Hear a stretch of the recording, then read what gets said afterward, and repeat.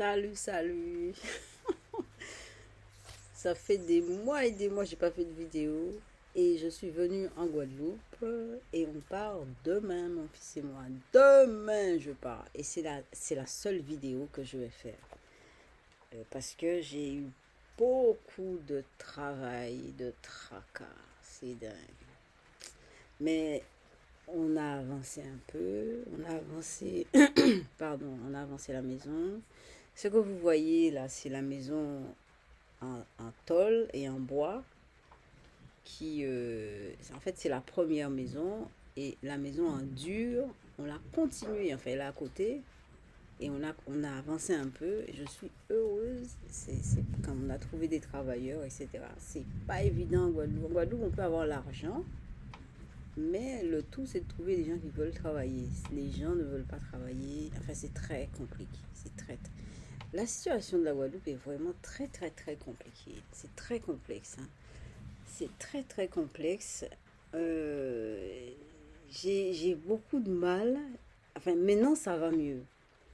Maintenant, ça va mieux. Je regarde seulement mes objectifs à atteindre et je fais avec ce que j'ai et je reste positive. Puisque je me dis, de toute façon, j'ai déjà avancé. Donc, je vais encore trouver des gens qui vont m'aider à avancer. Quand je vais chercher un travail, je vais trouver. Et c'est effectivement, c'est ce qui se passe. C'est pas facile parce que les gens ne sont pas.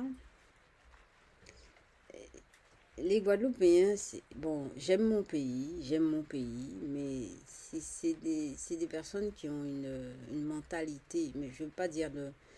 C'est-à-dire, quand on dit la mentalité, c'est tout l'être, c'est tout l'être, c'est toutes les aspirations, c'est tout ce qui nous permet de comprendre les choses, comprendre la vie, de vivre, d'appréhender une situation, de trouver des solutions. C'est tout ça, c'est très complexe ici, c'est très très complexe.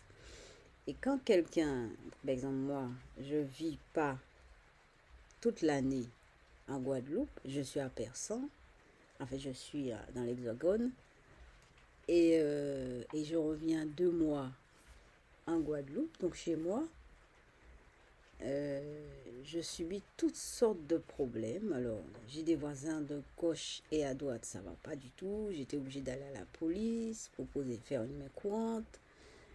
Enfin, c'est quelque chose que vous pouvez pas. Il faut vraiment vivre ça. On peut pas raconter ça. Enfin, c'est dommage.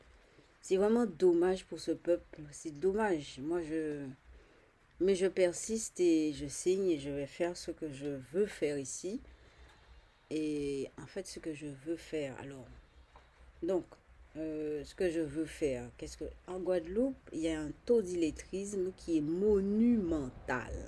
J'ai pas le chiffre en tête parce qu'en général, le chiffre, c'est pas le chiffre de l'année 2024, hein. C'est un chiffre qui date de peut-être de 2000, je sais pas, 15 ou 17 ou 18, je ne sais plus. Mais c'est un taux d'illettrisme monumental. Et vous savez ce qui se passe? Les personnes qui sont instruites et censées aider, travailler dans ce domaine, on les expulse. Surtout les personnes qui vivent en France et qui viennent en Guadeloupe comme moi. On n'a pas le droit, on est mal vu, etc. Parce qu'on est hors contexte, on est hors compréhension de l'environnement, des personnes, etc. Et donc, voilà, je regarde mon portail parce que bon, il est ouvert, je m'attends à tout. Enfin, bon, c'est compliqué, c'est compliqué. Mais en tout cas, donc mon projet, je regarde en face mes objectifs et je ne les lâche pas. Mon projet, j'entends un bruit, c'est mon fils qui vient là.